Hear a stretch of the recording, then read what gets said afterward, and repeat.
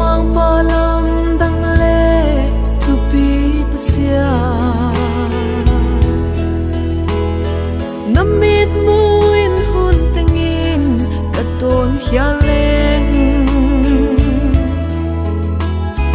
nang mahing hey mang sanin ta sa silte bo ngai to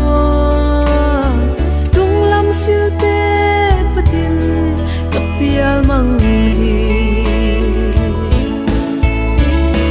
tuin na siang kahing thum hi mang pa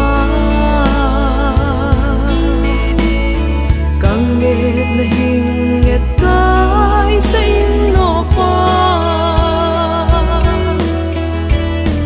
kay chit na zia hilowi nang ko tua na zia hing zai kai si no nang nga kahi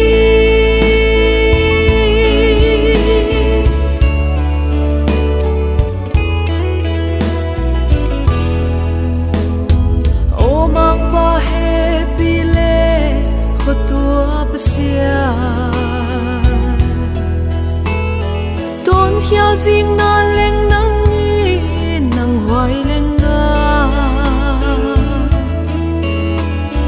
na hin na thun hing tai sa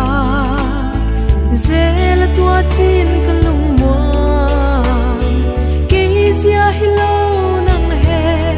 pi na vangi na siang kahing thum hi mang pa kang nget na hing nget kai sa in no pa kay chit na zia